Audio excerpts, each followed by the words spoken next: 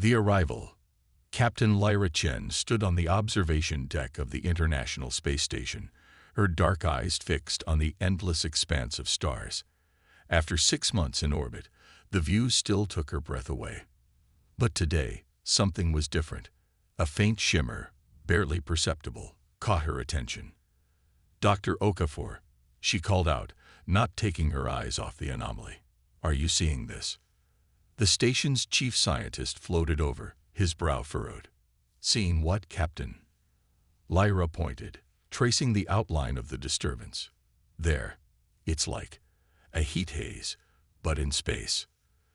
Dr. Okafor squinted, then his eyes widened. "My God," he whispered, "it's moving." As they watched, the shimmer grew more pronounced, expanding rapidly. Within minutes, it had become a massive translucent bubble encompassing a significant portion of their view. Then, with a flash that momentarily blinded them, the bubble vanished, replaced by an armada of sleek, otherworldly vessels. Lyra's heart raced as she activated the station's comm system. "This is Captain Chen of the International Space Station. We have a situation up here. Patching through visual now." On Earth, in the newly established Global Defense Headquarters in Geneva, General Aria Valdez watched in stunned silence as the feed from the ISS filled the main screen. The room erupted into chaos as military personnel and civilian leaders alike struggled to comprehend what they were seeing. "Quiet," Valdez roared, her commanding presence instantly silencing the room. She turned to her communications officer. "Get me the UN Security Council. Now." As the world's leaders scrambled to respond to this unprecedented event, the alien ships maintained their position, a silent, looming presence that sent waves of fear rippling across the globe. 12 tense hours passed. Social media exploded with theories and panic. Religious leaders called for calm while secretly preparing for the apocalypse. Military forces worldwide were placed on high alert, though everyone knew their weapons would likely be useless against such advanced technology. Then, without warning, every screen on Earth, from smartphones to giant billboards, flickered to life. A face appeared, if it could be called a face. It was oddly fluid, shimmering with metallic hues, its features constantly shifting like quicksilver. When it spoke, the voice seemed to bypass ears entirely, resonating directly in the minds of all who heard it. "People of Earth," the being said, its tone neither masculine nor feminine, neither friendly nor hostile. "We are the Harmonians. Your world now falls within our sphere of influence. You have 24 of your hours to surrender control of your planet. Failure to comply will result in your extinction." The message repeated once, then every screen went dark. In the stunned silence that followed, Captain Lyra Chen's voice crackled through the comm system at Global Defense HQ. "General Valdez, request permission to return to Earth immediately. I think I might have noticed something important." Within 3 hours, a hastily arranged shuttle had brought Lyra back to Earth and straight to Geneva. As she strode into the command center, she was struck by the grim determination on every face. These were people preparing for the fight of their lives. General Valdez greeted her with a curt nod. "Captain Chen, you said you noticed something. What was it?" Lyra took a deep breath. It's going to sound crazy, but when the alien spoke, did anyone else feel a sort of vibration? A murmur rippled through the room. Dr. Okafor, who had accompanied Lyra, stepped forward. "I felt it too. Not just in my ears, but throughout my entire body." Valdez's eyes narrowed. "Explain." "I think," Lyra said slowly, "that their communication isn't just audio or even telepathic. It's harmonic. They're using complex frequencies to transmit information." A spark of interest lit up Valdez's tired eyes. "And how does this help us?" "If their communication is based on harmonic frequencies," Lyra continued, growing more animated, "then it's possible their entire technology might operate on similar principles, which means they might be vulnerable to certain sounds." Dr. Okafor finished. excitement creeping into his voice. Valdez turned to her team. "Get me every acoustic engineer, sound designer, and musician you can find. We've got less than 20 hours to turn this theory into a weapon." As the command center burst into frenzied activity, Lyra found herself ushered into a makeshift lab. Instruments of all kinds were being hauled in, along with state-of-the-art sound equipment and computers for analysis. Dr. Elena Rossi, a renowned expert in psychoacoustics, approached Lyra with a determined glint in her eye. "Captain Chen, I understand you're the one who first noticed the harmonic nature of the alien communication. We need every detail you can remember." For the next several hours, Lyra worked closely with Dr. Rossi and a team of experts, describing the subtle vibrations she had felt, the almost subliminal tones underlying the aliens' words. As they worked, reports flooded in from around the world. People experiencing headaches, unexplained mood swings, even hallucinations in the vicinity of smaller alien craft that had descended into Earth's atmosphere.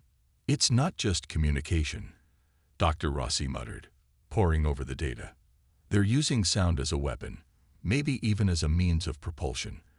The question is, can we turn it against them?" As the deadline loomed closer, tensions rose. Outside, people alternated between panic and eerie calm.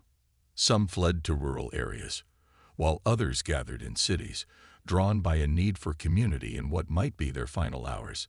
With just 2 hours remaining, a breakthrough came from an unexpected source. Zara Okoro, a young musician who had been brought in as part of the global talent search, burst into the lab, her eyes wild with excitement. "I've got it," she exclaimed, clutching a peculiar instrument, a hybrid of a synthesizer and what looked like an ancient tribal drum. "Listen." She began to play, her fingers dancing across the keys while her other hand tapped out a complex rhythm on the drum. The sound that emerged was unlike anything Lyra had ever heard, a haunting, multi-layered melody that seemed to resonate on a cellular level. Dr. Rossi's equipment lit up like a Christmas tree. "My God," she breathed. "The harmonics. They're a perfect inverse of the alien frequencies. If we can amplify this." General Valdez, who had entered the lab moments earlier, nodded grimly. "Do it. Transmit Ms. Okoro's composition to every broadcast station worldwide. I want this playing from every speaker on the planet when the deadline hits." As Zora's melody was hurriedly refined and prepared for global broadcast, Lyra found herself back in the main command center. The final minutes ticked away with excruciating slowness. 30 seconds, someone called out. Valdez stood tall, her voice steady as she addressed the room, and through various feeds, much of the world. "Whatever happens next, remember this: we faced the unknown with courage and unity. The human spirit cannot be extinguished, no matter the odds." 10 seconds. Lyra closed her eyes, focusing on the haunting melody that now filled the air. 5, 4, 3, 2, 1. The world held its breath. In the sky above, the massive alien ships suddenly shuddered. Smaller craft that had been hovering over major cities began to wobble erratically. A high-pitched keening cut through the air, causing everyone to wince. On screens worldwide, the fluid face of the Harmonian leader appeared once more, but now it was contorted in what could only be described as agony. What is this?" the being demanded, its usually smooth voice now discordant and jarring. "How are you?" Stop. The transmission cut off abruptly. In the sky, the alien ships began to ascend rapidly, clearly in distress. A cheer went up in the command center, quickly spreading across the globe as people realized what was happening. They had done it. They had repelled the invasion. But Lyra's elation was short-lived. As she watched the alien ships retreat, a cold realization settled in her gut. This wasn't over. They had won the battle, but the war was just beginning. General Valdez seemed to sense her thoughts.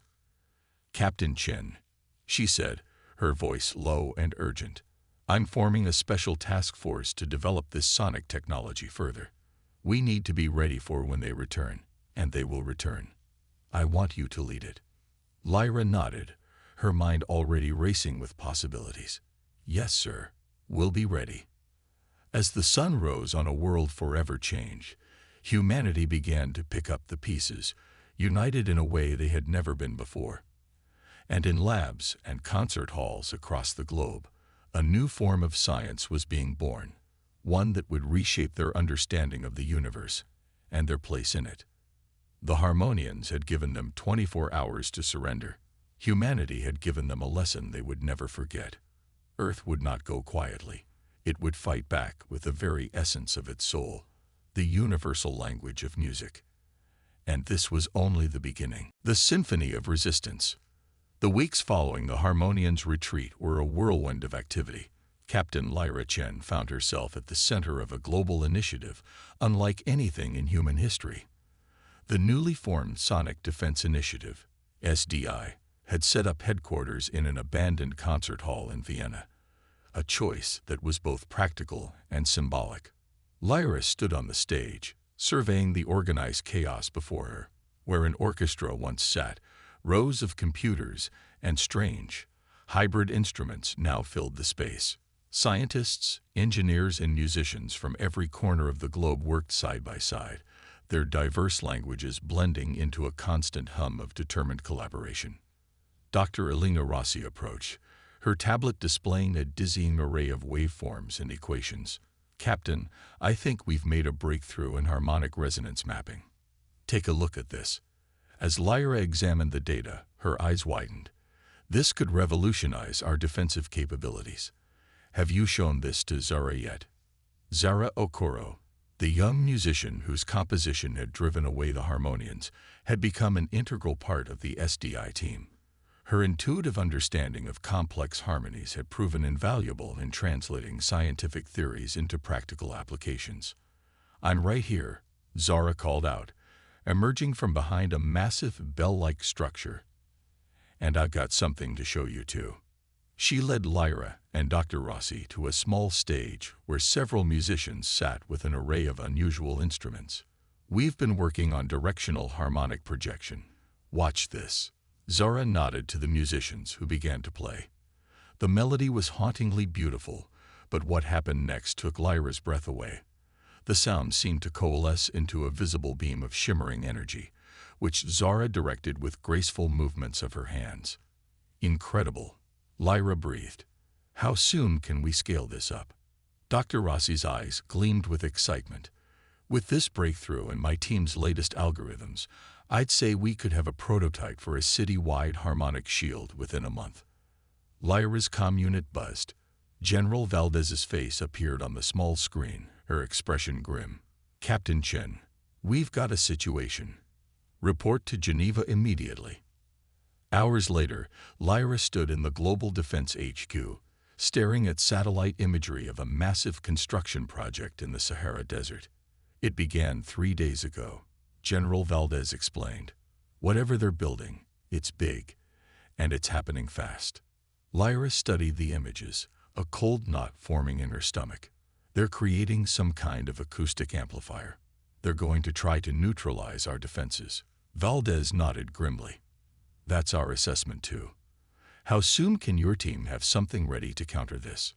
Lyra took a deep breath. "We've made significant progress, but to create something on this scale, we'll need every resource available, and we'll need to work faster than we've ever worked before."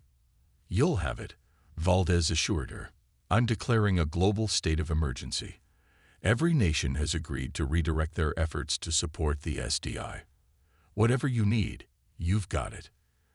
The next month was a blur of sleepless nights, breakthrough moments, and heartbreaking setbacks. Lyra coordinated efforts across the globe as they raced against time to create a planetary defense system unlike anything ever conceived. In Australia's outback, enormous sonic dishes were constructed, their design a fusion of radio telescopes and ancient Aboriginal musical instruments. Atop Mount Everest, A team of sound engineers and Sherpas worked tirelessly to install a harmonic resonator that would use the Earth's natural frequencies to amplify their defenses. Deep in the Amazon rainforest, ethnomusicologists worked with indigenous tribes to incorporate their ancient sound-based technologies into the global grid. And in the world's oceans, a network of underwater acoustic transmitters was deployed, turning the planet's waters into a vast, resonating chamber. As the day of activation approached, Lyra found herself back in Vienna, preparing for a moment that would determine the fate of humanity. The concert hall had been transformed into a control center, with the stage serving as the focal point for their global symphony of resistance. Zara sat at the center, surrounded by an array of instruments and interfaces that looked more like an avant-garde art installation than a weapon of planetary defense.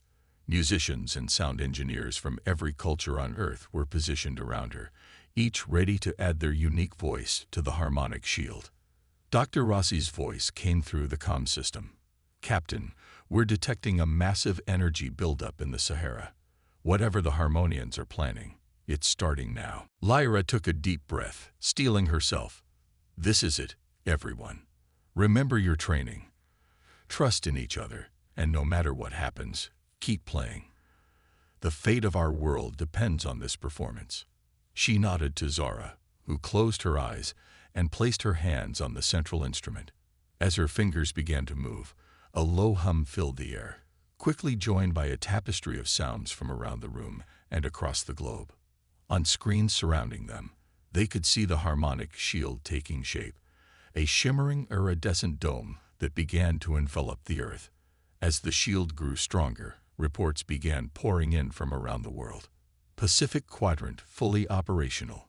European sector resonance at 98% and holding. African harmonic grid online and synchronized. Just as the shield reached full power, the Harmonian weapon in the Sahara activated. A visible shockwave of distorted air rocketed towards the planet, colliding with their harmonic barrier in a spectacular display of light and sound. The impact was tremendous. In the control center, instruments screeched in protest, and several stations short-circuited. Lyra gripped her console, shouting over the cacophony, "Hold the line. Adjust your frequencies to compensate." Zara's face was a mask of intense concentration as her hands danced across her instrument, weaving complex harmonies that adapted in real time to the Harmonian assault. Around the world, musicians and engineers fought to maintain the integrity of the shield, their combined efforts creating a symphony of defiance that resonated across the planet. For hours, the battle raged. The Harmonian weapon pummeled their defenses relentlessly, probing for weaknesses, shifting its attack in response to their adjustments. But for every breach, the Earth's defenders found a countermeasure, their music evolving into something that transcended mere sound. It was the very voice of humanity, united in its will to survive. As dawn broke over Vienna, the attacks finally began to weaken. The harmonic shield, though battered, held firm. A cheer went up in the control center, quickly spreading across global communications channels. But their celebration was short-lived. As the Harmonian weapon fell silent, every electronic device on the planet suddenly went dead. Screens flickered and died, power grids failed, and even the advanced instruments in the SDI control center fell silent. In the eerie quiet that followed, Lyra realized the devastating truth. In focusing all their efforts on the sonic attack, they had left themselves vulnerable to an electromagnetic pulse of unprecedented magnitude. They had won the battle, but at a terrible cost. As emergency systems slowly came back online, the full extent of the damage became clear. Humanity had been thrown back into a pre-digital age in the blink of an eye, and somewhere out there, the Harmonians were undoubtedly preparing for their next move. Lyra gazed out at the stunned faces around her, her mind racing to formulate a plan. They had proven that humanity could stand against the Harmonian threat, but now they faced an even greater challenge: how to rebuild, adapt, and prepare for the next phase of this war, all without the technology they had come to depend on. As if sensing her thoughts, Zara spoke up, her voice quiet but filled with determination. We still have our most powerful weapon, Captain. Our creativity, our diversity, our music. They may have taken our technology, but they can't take that. Lyra nodded, feeling a renewed sense of purpose. You're right. This isn't the end. It's just the beginning of a new chapter. We'll adapt, we'll innovate, and when the Harmonians return, we'll be ready. She turned to address the room, her voice carrying the weight of command and the spark of inspiration. Listen up, everyone. We've got work to do. The Symphony of Resistance has only just begun, and this time, we're going to compose something they've never heard before. As the sun rose on a world forever changed, Lyra Chen and her team set out to orchestrate humanity's next move in this cosmic concert of survival. The Harmonians had hoped to silence Earth with their devastating attack. Instead, they had only ensured that humanity's song would grow stronger, more complex, and more powerful than ever before. The stage was set for the next movement in this grand interstellar opus, and Earth, against all odds, was determined to play on. Acoustic Renaissance. The world that emerged in the wake of the Harmonian electromagnetic pulse was almost unrecognizable. Cities once illuminated by the constant glow of electric lights now fell into darkness at sunset. The hum of electronics that had become the backdrop of modern life was replaced by an eerie silence, broken only by the sounds of nature and human voices.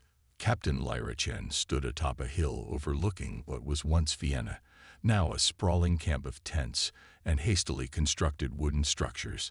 The concert hall that had served as their command center during the attack now stood as a silent monument to their past achievements and future challenges.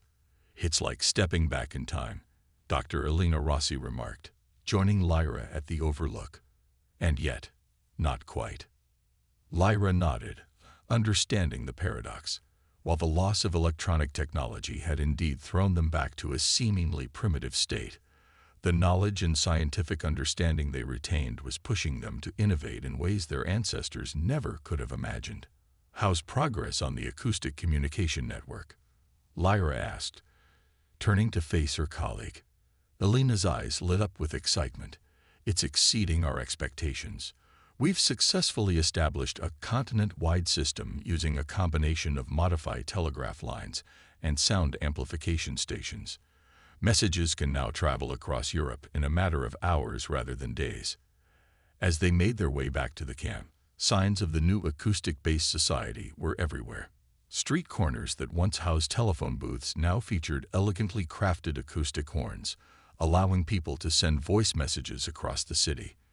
Pedal-powered generators hummed, providing energy for the most crucial operations. In what was once a university lecture hall, Lyra found Zara Okoro leading a class unlike any other in history. 24 students of various ages sat in a circle, eyes closed, expressions of intense concentration on their faces. In the center, a small flame danced atop a candle, its movements eerily synchronized with the low, harmonic hum emanating from the group. Sound weavers, Elena whispered, a note of awe in her voice. I still can't quite believe it. The discovery of individuals with heightened sensitivity to acoustic manipulation had been one of the few silver linings in the aftermath of the Harmonian attack. Whether it was a latent human ability awakened by exposure to alien harmonics or a mutation caused by the intense sonic battles, no one could say for certain. What was clear was that these sound weavers, as they came to be called, could manipulate acoustic energy in ways that bordered on the miraculous. Zara, already gifted with an intuitive understanding of complex harmonies, had emerged as one of the most powerful sound weavers. Now she dedicated herself to training others, helping them harness abilities that ranged from long-distance communication to small-scale matter manipulation.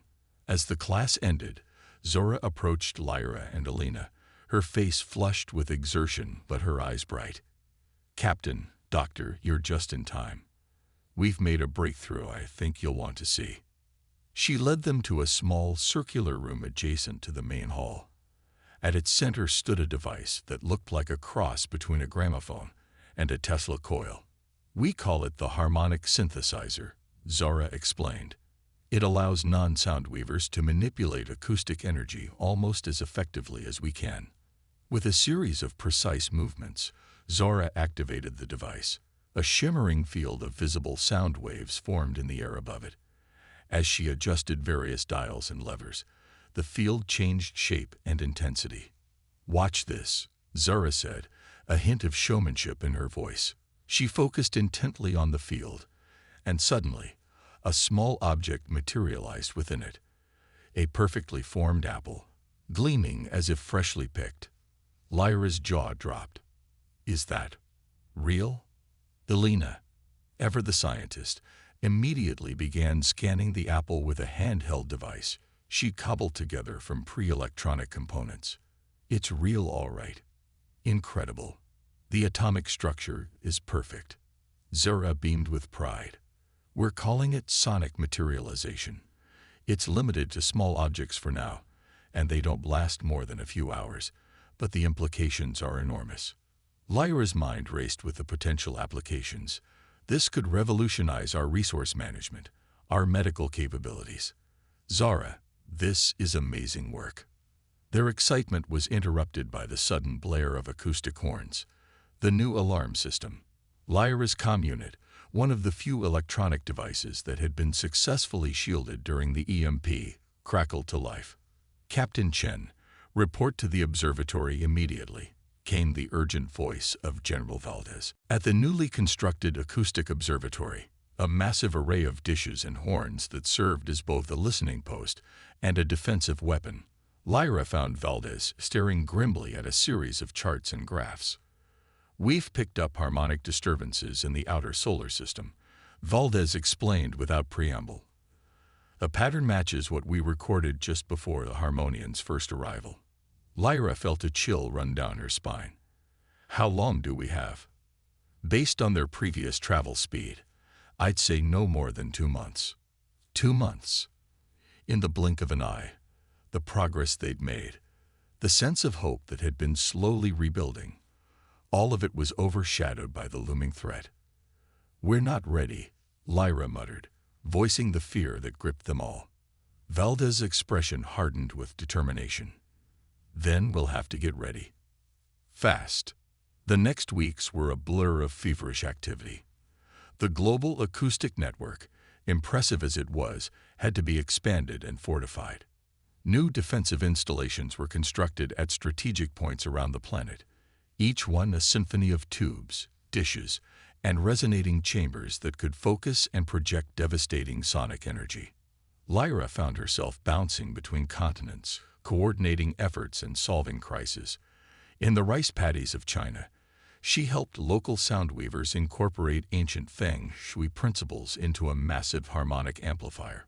Deep in the Brazilian rainforest, she worked with indigenous tribes to harness the acoustic properties of rare woods and plant fibers, creating instruments of unparalleled power and subtlety. The harmonic synthesizer technology was refined and replicated as quickly as possible. Soon, every major population center had at least one, allowing for localized matter replication that eased the strain on global supply chains. But their greatest hope lay in a project so audacious it would have been dismissed as fantasy just a year earlier. In a secret facility beneath the ice of Antarctica, Dr. Rossi led a team in the development of what they call the Gaia Resonator, a device designed to tap into the Earth's own natural frequencies, turning the entire planet into one massive acoustic weapon. As the deadline approached, Lyra stood once again in the Vienna Concert Hall, now restored and repurposed as the global command center for their defense efforts. The stage was set for a performance unlike any in human history, a symphony of survival, with the fate of the world hanging on every note. Screens and holographic displays, technology painstakingly rebuilt and shielded against EMP attacks, flickered to life around her.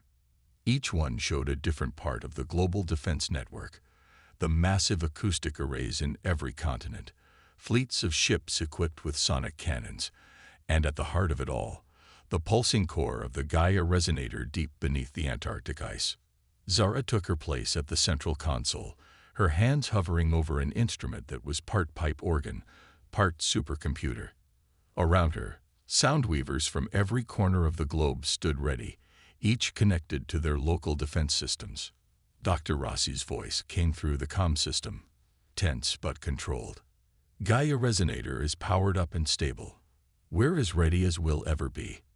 General Valdez, her hair now streaked with gray from the stress of the past months, stepped up beside Lyra. "We've come a long way since they first arrived," she said softly.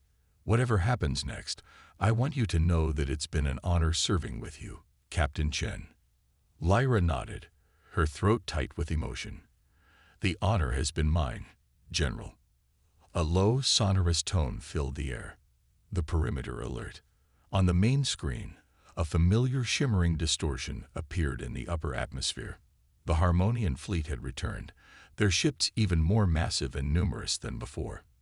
Lyra took a deep breath, steeling herself for what was to come. She thought of all they had endured, all they had built from the ashes of their old world. They had taken humanity's most fundamental form of expression, music, and turned it into a shield, a weapon, a tool for rebuilding civilization. Whatever the Harmonians threw at them, Earth would answer with a song of defiance that would echo across the cosmos. "All stations, this is Captain Chen," she said, her voice carrying to every corner of the globe through the acoustic network. "The moment we've prepared for is here. Remember your training, trust in each other, and no matter what happens, keep playing. The Symphony of Earth is about to begin." As the Harmonian ships descended, their ominous forms blotting out the sky, Zura's fingers touched the keys of her console. The first notes of humanity's counterattack rang out, clear and defiant, ready to meet the alien harmonies in a battle that would determine the fate of worlds. The Harmonic Offensive. The sky above Vienna rippled like a disturbed pond as the Harmonian fleet descended through the atmosphere. Their ships, if they could be called that, were more like living sculptures of liquid metal and pulsing light. Each one emitted a deep, thrumming tone that set teeth on edge and made the very air vibrate with tension. In the repurposed concert hall that served as Earth's primary defense hub, Captain Lyra Chen stood at the center of a whirlwind of activity. Screens flickered with data streams from around the globe, each one a testament to humanity's rebirth from the ashes of their technological downfall. "All stations, report in," Lyra commanded, her voice carrying through the acoustic network that now spanned the planet. North American Acoustic Array, online, and at full power. Eurasian Harmonic Grid, synchronized and ready. African Resonance Towers, standing by. As the reports flooded in, Lyra allowed herself a moment of pride. In less than 2 years, they had rebuilt their defenses from scratch, fusing ancient wisdom with cutting-edge acoustic science. But would it be enough? At her side, Zara Okoro's fingers danced over her console, weaving complex harmonies that rippled through the global defense network. The young sound weaver's face was a mask of concentration, sweat beading on her brow, as she coordinated the efforts of thousands of acoustic manipulators worldwide. Gaia Resonator is at 95% capacity and climbing. Dr. Elena Rossi's voice crackled through the comm. "We're channeling the Earth's core frequencies now. Whatever the Harmonians throw at us, we'll be ready." Lyra nodded, steeling herself for what was to come. "Initiate first contact protocol. Let's see if they're in a talking mood this time." A carefully crafted harmonic message, a blend of mathematical sequences and musical phrases designed to convey peaceful intent, was broadcast towards the alien fleet. For a moment, the world held its breath, hoping against hope for a diplomatic resolution. The response came swiftly and without mercy. A blast of discordant energy lanced down from the lead Harmonian vessel, shattering the acoustic shields over New York City as if they were made of glass. The cacophony of screams and alarms was deafening. "New York's primary defenses are down," someone shouted. "They're using some kind of sonic nullification field." Lyra's jaw clenched. So much for diplomacy. "All units, initiate counterpoint offensive." I repeat, counterpoint offensive is a go. Around the world, Massive acoustic arrays swiveled towards the sky. In the Sahara, dishes the size of small cities focused the desert's scorching heat into tightly controlled sonic beams. Deep in the Amazon, ancient trees trembled as their resonant frequencies were amplified into weapons of unimaginable power. The air itself seemed to catch fire as humanity's defenses roared to life. Beams of concentrated sound sliced through the atmosphere, colliding with Harmonian ships in spectacular displays of destructive harmony. Several of the alien vessels shuddered and fell, their liquid metal forms solidifying and shattering as they plummeted to Earth. But for every Harmonian ship they downed, two more seemed to take its place. The aliens adapted quickly, their vessels shifting and reshaping to deflect the acoustic assaults. They're targeting our major arrays. General Valdez's voice cut through the chaos. We need to take the fight to them, or we'll be sitting ducks. Lyra's mind raced. They had prepared for this eventuality, but launching their secret weapon now was a desperate gamble. Initiate Operation Orpheus, she ordered, her voice steady despite the fear gnawing at her gut. Deep beneath the Antarctic ice, a hangar bay groaned open. A fleet of sleek vessels, their hulls covered in intricate patterns of tubes and resonating chambers, rose into the air. These were humanity's ace in the hole, ships propelled and armed by the very acoustic technology they had developed to defend their world. Orpheus Fleet, you are clear for launch, Lyra announced. Godspeed, and give 'em hell. As the human ships streaked into the sky, the battle took on a new dimension. It was no longer just about defense. Now, humanity was taking the fight directly to the invaders. The space above Earth became a three-dimensional battlefield, crisscrossed by beams of destructive sound and shimmering harmonic shields. Lyra watched in awe as the Orpheus fleet engaged the Harmonians. The human ships moved with impossible grace, their acoustic drives allowing for maneuvers that defied conventional physics. They danced through the alien formation, each one a precisely tuned instrument in a symphony of destruction. But the Harmonians were far from defeated. As the battle raged on, their true power began to reveal itself. The smaller ships began to merge, forming massive gestalt entities that pulsed with eldritch energies. My God, Dr. Rossi breathed, her face pale as she studied the readings. They're not just using sound as a weapon.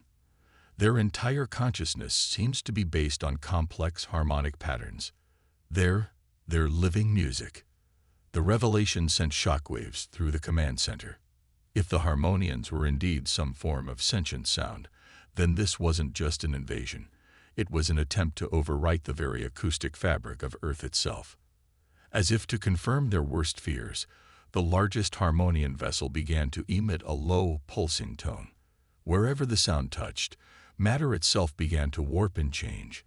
Buildings twisted into impossible shapes, and people caught in the effect found their bodies painfully remolded, as if reality itself was being retuned to an alien frequency.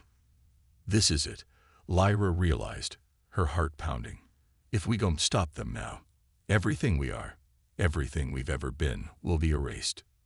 She turned to Zara, whose hands were flying over her console with almost superhuman speed. Zara, we need to synchronize everything we've got. The Orpheus fleet, the global arrays, the Gaia resonator, all of it. Can you do it? Zara's eyes met Lyra's, filled with determination and a touch of fear. I think so. But Captain, the amount of power we're talking about, it could tear the planet apart. Lyra placed a hand on the young Soundweaver's shoulder. If we do nothing, there won't be a planet left to save. Do it. With a nod, Zara closed her eyes and began to play. The music that flowed from her fingertips was unlike anything Lyra had ever heard. It was the song of humanity itself, a melody that contained within it the laughter of children, the roar of the ocean, the whisper of wind through ancient forests, and the beating of billions of hearts. As Zara's symphony grew in power and complexity, Lyra felt it resonating within her very bones. Around the world, every human, whether they were manning a defense station or huddled in a shelter, felt the music rise within them. It was a song of defiance, of hope, of the unbreakable spirit that had carried their species from caves to the stars. In orbit, the Orpheus fleet began to move in perfect synchronization, their movements a dance choreographed to Zora's impossible melody. The acoustic arrays on Earth pulsed in harmony, each one adding its voice to the growing chorus. And deep beneath the Antarctic ice, the Gaia resonator thrummed with the full harmonic power of the living planet. The harmonians reeled under the assault, their carefully ordered patterns disrupted by the wild, unpredictable beauty of Earth's song. The gestalt entities began to break apart, individual ships falling away like notes from a shattered chord. But the Harmonian flagship stood firm, its reality-warping tone intensifying as it fought against the human counterattack. The fabric of space-time itself began to buckle under the strain of the titanic acoustic forces being unleashed. In the command center, alarms blared as systems overloaded. "The Gaia resonator is redlining," Dr. Rossi shouted over the din. "We can't contain this level of power much longer." Lyra knew they were at a tipping point. Either they would break through the Harmonian defenses, or their own weapon would tear the Earth apart. Everything hinged on the next few moments. "Zara," she called out, her voice hoarse with emotion, "whatever you've got left, give it everything. This is our last chance." Zara's fingers blurred across her console, her entire body glowing with acoustic energy. The music swelled to a crescendo that defied description. It was joy and sorrow, birth and death, the entire human experience distilled into a single, perfect harmony. In orbit, the Orpheus fleet converged on the Harmonian flagship, their hulls vibrating with the full power of Earth's song. They struck as one, a spear of pure sound that pierced the alien vessel's defenses. For a moment that seemed to stretch into eternity, the world held its breath. Then, with a silent explosion that rippled through subspace, the Harmonian flagship shattered. The remaining alien ships, cut off from their central consciousness, fell into disarray. Some simply winked out of existence, while others fled blindly into the depths of space. As the dust settled and the impossible harmonies faded, a stunned silence fell over the Earth. In the command center, Lyra helped the exhausted Zara to her feet, tears streaming down both their faces. Did we do it?" Zara asked, her voice barely a whisper. Lyra looked at the screens surrounding them, showing scenes of celebration erupting around the world.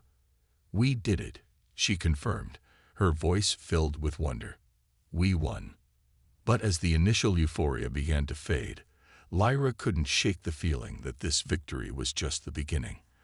They had glimpsed the true nature of the Harmonian consciousness, and in doing so, had stumbled upon a fundamental truth about the universe itself. As she gazed out at the star-filled sky, no longer obscured by alien ships, Lyra knew that humanity's greatest adventure was just beginning. They had found their voice in the cosmic core, and the universe would never be the same. The harmonic offensive had succeeded beyond their wildest dreams, but the final movement of this cosmic symphony was yet to be played. Cosmic Accord. The days following humanity's victory over the Harmonian fleet were a blur of celebration, exhaustion, and frantic activity. As the dust settled and the immediate threat receded, Captain Lyra Chen found herself facing a new set of challenges that would redefine humanity's place in the universe.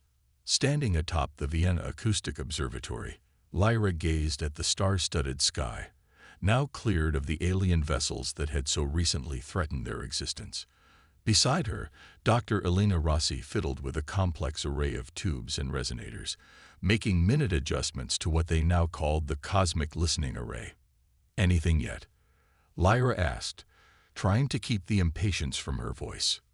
Elena shook her head, her brow furrowed in concentration. "Nothing coherent, but there's definitely something out there.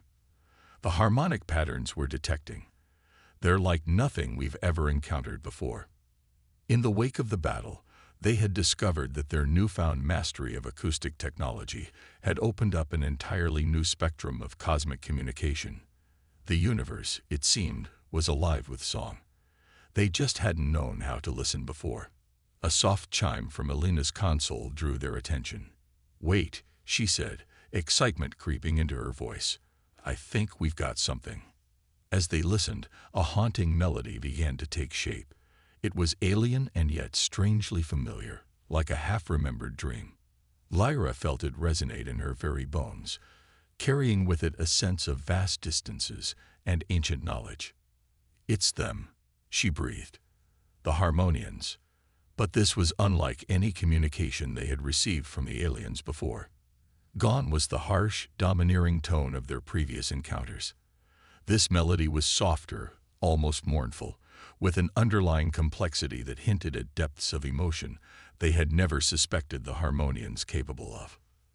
"They're not attacking," Elena observed, her fingers dancing over the controls as she fine-tuned their reception. "If I'm interpreting this correctly, I think they're asking for help." Before Lyra could respond, the air behind them shimmered, coalescing into a familiar figure, the fluid, metallic form of a Harmonian.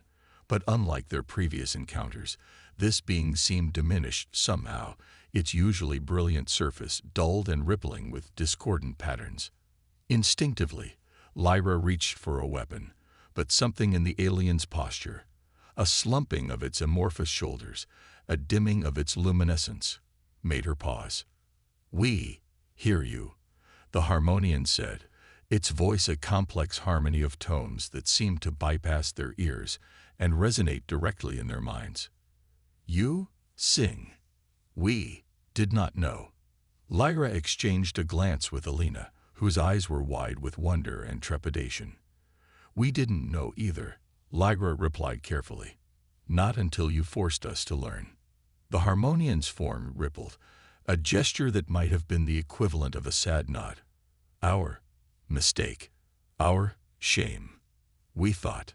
Silence. Dead world. But you, alive. More alive than us." As the alien explained, a story began to emerge that shattered everything they thought they knew about the invasion. The Harmonians, it turned out, were not conquerors but refugees. Their own world, a planet of living sound far across the galaxy, had fallen silent, victim to a cosmic horror they called the Discord. "Discord spreads," the Harmonian continued, its voice taking on a tone of urgency. "Devours music, devours life. We fled, sought new home, thought Earth, empty, safe to reshape." "Reshape?" Elena asked, her scientific curiosity overcoming her caution. "You mean the reality warping effects we observed?" The alien's form pulsed in affirmation. "Our way. To make home. Did not know. Would hurt you. Did not know. You were music too." Lyra's mind reeled as she grappled with the implications. The entire conflict, the deaths, the destruction, all of it had been the result of a tragic misunderstanding. "And now?" she asked, dreading the answer. "This discord, is it coming here?" The Harmonian's next words sent a chill down her spine. "Already here. Your victory song," drew its attention. "Discord comes. For all music. For all life." As if on cue, alarms began to blare throughout the observatory. Elena rushed to her console, her face paling as she read the incoming data. "Lyra," she said, her voice shaking, "you need to see this." On the main screen, a visualization of local space appeared. At its edges, a creeping darkness was visible, spreading like ink through water. But it was more than just an absence of light. It was an absence of everything, a void that seemed to consume the very fabric of space-time itself. "How long do we have?" Lyra asked, her military training kicking in as she began to formulate strategies. The Harmonian's answer was grim. "Not long. Discord moves, between notes, between moments. Your world, strong, might have years, others have days." Lyra's fists clenched at her sides. They had just fought off one alien threat, and now they faced something infinitely worse. But as she looked at the Harmonian, saw the fear and hope mingled in its flickering form, She realized that this was no longer just about Earth's survival. "We need to warn the others," she said, a plan already forming in her mind. "How many other musical civilizations are out there?" The Harmonian's form brightened slightly, a gesture of surprise and perhaps approval. "Many. Countless. Galaxy sings. With life." Lyra nodded, her resolve hardening. "Then we need to make them listen. All of them. Elena, how quickly can we adapt the Gaia resonator for deep space transmission?" Dr. Rossi's eyes widened as she grasped Lyra's intent. "It would take significant modifications, but with the Harmonian's help, we might be able to create a beacon powerful enough to reach across the galaxy." A call to arms, Lyra mused, a galactic symphony of resistance. Over the next weeks, Earth became the center of a flurry of activity, unlike anything in human history. The Harmonians, no longer enemies but desperate allies, shared their advanced acoustic technology. This, combined with humanity's innovative spirit and the raw power of the Gaia resonator, gave birth to a device capable of broadcasting across unimaginable distances. As the discord crept ever closer, consuming distant star systems in its deadly silence, the people of Earth worked tirelessly to compose a message, a song that would serve as both a warning and a rallying cry to the galaxy's musical civilizations. Zara Okoro, still recovering from the strain of the final battle with the Harmonian fleet, took on the monumental task of crafting this cosmic anthem. She worked with musicians, mathematicians, and xenoharmonic specialists from around the world, as well as their Harmonian allies, to create a composition that could be understood by any species capable of perceiving sound. Finally, after months of preparation, they were ready. Lyra stood in the control room of the Gaia Resonator Complex, now expanded to cover much of the Antarctic continent. Around her, humans and Harmonians worked side by side, their former enmity forgotten in the face of a common existential threat. "All systems are go," Elena reported, her voice tense with anticipation. "Zara, are you ready?"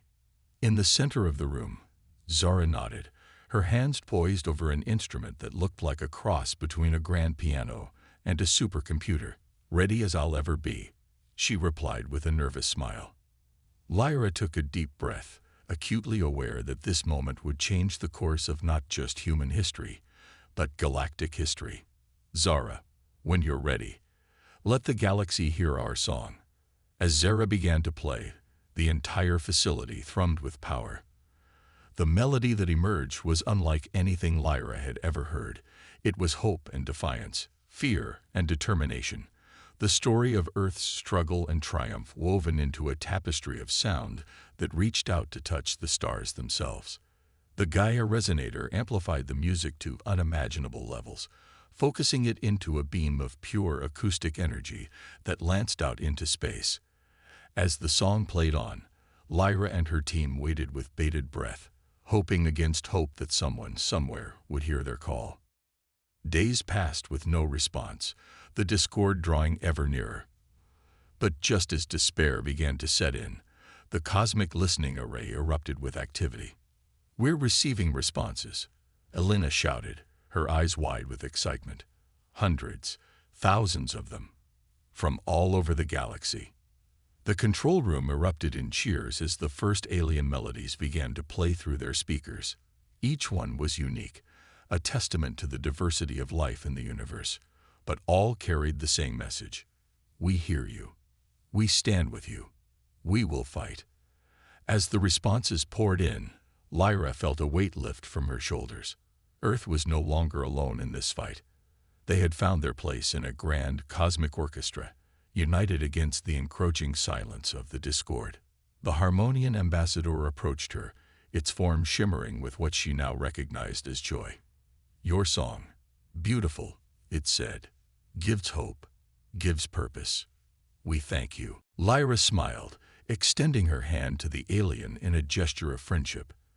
As they touched, she felt a harmony resonate between them, a promise of cooperation that transcended the barriers of species and culture. "The real work begins now," she said, gazing out at the star-filled sky. We have a galaxy to save, and a song to keep alive." As if in response, a new melody began to emanate from the cosmic listening array, a complex, multi-layered harmony that grew richer with each passing moment. It was the sound of countless civilizations joining together, their individual songs weaving into a galactic symphony of resistance. Lyra closed her eyes, letting the music wash over her. They had started this journey fighting for the survival of their world, but now they stood on the brink of something far greater. Earth, once a small, isolated planet, had become a crucial note in the grandest composition the universe had ever known. The discord was coming, its silence threatening to engulf all of creation. But now, thanks to the courage and creativity born from humanity's darkest hour, the galaxy was ready to face it, united, resilient, and singing louder than ever before. As the cosmic anthem swelled to a crescendo, Lyra knew that whatever challenges lay ahead, whatever battles they would have to fight, the song of life would endure. For in music, in harmony, they had found not just a weapon, but a reason to exist, to connect, to persevere. The earth had given its song to the stars, and the stars had answered. Now together, they would ensure that the music played on, echoing through the cosmos for eternity.